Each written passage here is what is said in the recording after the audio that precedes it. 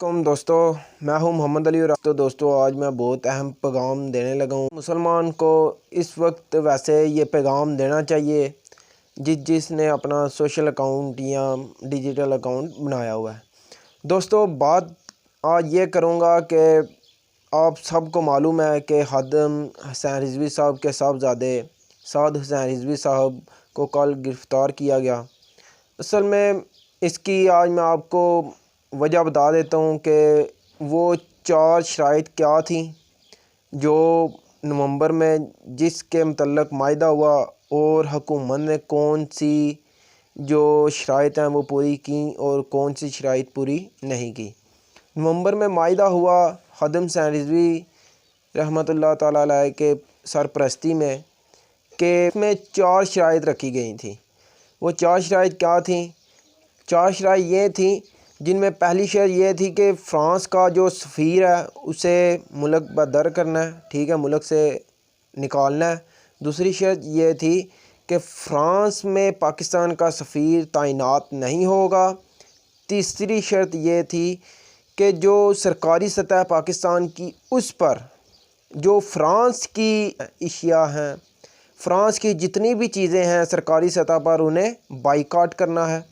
और चौथी शर्त ये थी कि जितने बंदे लब्बैक वाले उस दौरान गिरफ़्तार हुए थे उनको फौरी तौर पर रहा करना था। तो इन पे 2 शराइत पर अमल किया। जो पहली उन्होंने फौरी तौर पर जो बंदे रिहा किए एक, और दूसरी ये कि अपना जो पाकिस्तान ने सफ़ीर फ़्रांस पर नहीं तैनात किया था। और 2 शराइत पर अमल नहीं हुआ कि ना उन्होंने सफ़ीर को निकाला और ना ही ने सरकारी सतह पर फ़्रांस की एशिया को उन्होंने बाइकाट किया। लोगों ने अपने तौर पर किया, ठीक है, लेकिन सरकारी सतह पर नहीं हुआ। जिनमें सबसे पहले नंबर पर इनका जो टोटल आप देख सकते हैं कि हर जगह पे टोटल पंप है, टोटल कंपनी वो फ़्रांस की है। कॉस्मेटिक्स की और परफ्यूम वगैरह इसमें बहुत सारी चीज़ें आ जाती हैं जो बाइकाट करना चाहिए था फ़्रांस के साथ, उन्होंने नहीं किया। यार इंतहाई बेवकूफ़ ये हुकूमत है, इंतहाई बेवकूफ़ किस्म की हुकूमत है। लेकिन इससे पहले मैं आपको बताता हूँ कि इन्होंने किस तरह लब्बैक वालों के साथ मायदे पे मायदा किया। तो ये 3 माह का अरसा दिया गया था जो 16 फरवरी को पूरा होना था। तो 16 फरवरी से पहले तकरीबन 12 फरवरी जब वज़ीर दाखिला शेर रशीद हुआ था, और मजहबी अमूर जो कादरी नूरुल हक है उसने साइन किए थे।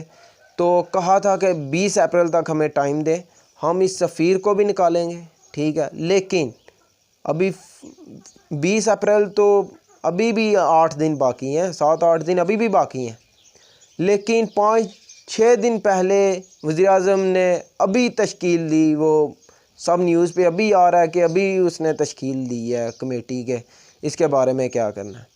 यार हमारी सोच पे लानत कि हम इतने गिरी हुई सोच रखते हैं, इतना आप कमज़ोर ईमान रखते हैं।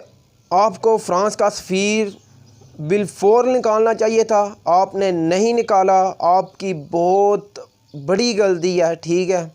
और उन्होंने सरकारी सतह पर नबी करीम सल्लल्लाहु अलैहि वसल्लम की गुस्ताही की। और यार ये मुसलमान अदना दर्जे का भी मुसलमान हो यार, ये तो वो भी नहीं गवारा करता कि वो अपने नबी की शान में गुस्ताही सुन सके।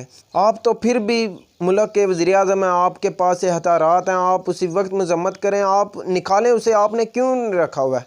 अगर आपकी मायशत तबाह होने लगी है तो एक छोटा सा जिससे पाकिस्तान को मुनाफा हो रहा है, ठीक है, पाकिस्तान की मायशत अगर आपके ख्याल में तबाह हो रही है तो ईमानदारी की बात, अगर आप वो रखते हैं उसके सफ़ीर को पाकिस्तान में, अगर अल्लाह ने इज़्ज़त नहीं देनी आपको, ठीक है, तो आप कुछ भी कर लें, आप जितनी मर्ज़ी तरक्की कर लें, पाकिस्तान फिर भी तरक्की नहीं करेगा जब तक आप अल्लाह और उसके रसूल सल्लल्लाहु अलैहि वसल्लम के बताए हुए रास्ते पे नहीं चलेंगे। यार आप क्यों नहीं निकाल रहे? अब देखें ट्रैफिक जाम है آپ نے کل ایک بہت بڑی بیوقوفی کی، سعد حسین رضوی صاحب کو آپ نے جو گرفتار کیا، آپ کو شرم آنی چاہیے۔ آئی جی نے بتایا کہ اس نے گرفتار کرنے سے انکار کیا، آپ نے اس کا تبادلہ کرا دیا۔ اور جو آپ کا وہ وزیر ہے، وزیر داخلہ، کیا نام ہے اس کا، شیخ رشید، یار وہ اتنا حبیث بندہ ہے۔ جب نواز شریف کی حکومت تھی اس وقت اس نے پتہ کیا کہا تھا، جب وہ اپوزیشن میں تھا، آپ کے ساتھ تھا، اس نے کہا تھا کہ وہ کہاں گئے عطاء اللہ شاہ کو ماننے والے۔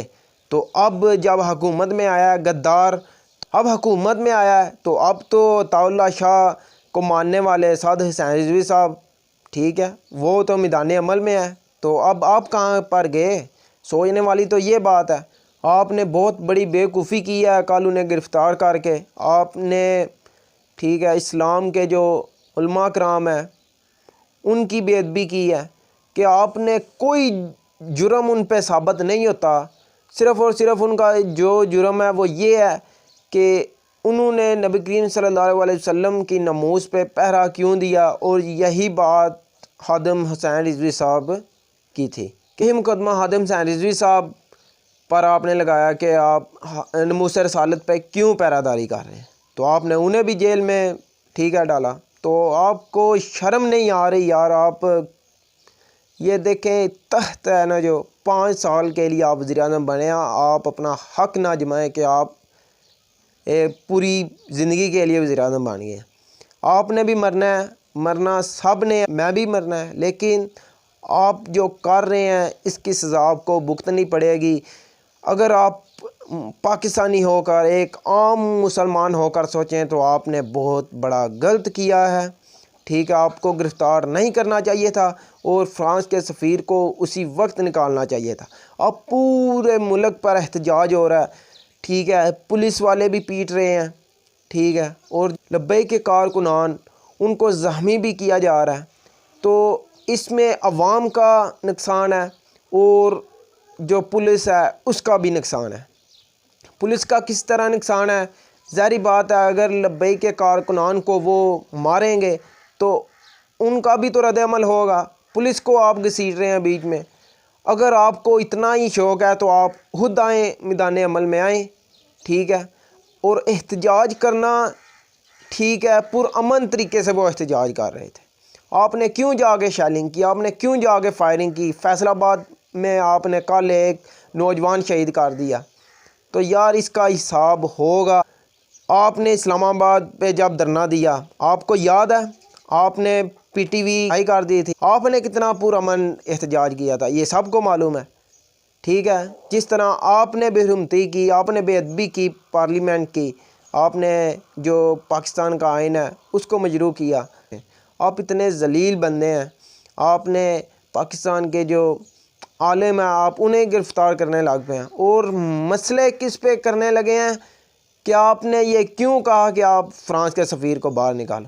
آپ فرانس کے وہ چوکے ہیں جو آپ سوچ رہے ہیں۔ آپ اگر یورپ اور امریکہ وغیرہ سب کی اگر آپ تاریخ پڑھتے ہیں تو بے شک پڑھیں، لیکن آپ نے اسلام کو نہیں پڑھا، آپ نے بہت برا کیا، اور میں اس کی مذمت کرتا ہوں، اور سب لوگ مذمت کرتے ہیں جو سن رہے ہیں۔ اور اب آپ کو فرانس کا سفیر بھی نکالنا پڑے گا، اور خادم حسین رضوی صاحب کے صاحبزادے سعد حسین رضوی صاحب کو بھی آپ کو رہا کرنا پڑے گا۔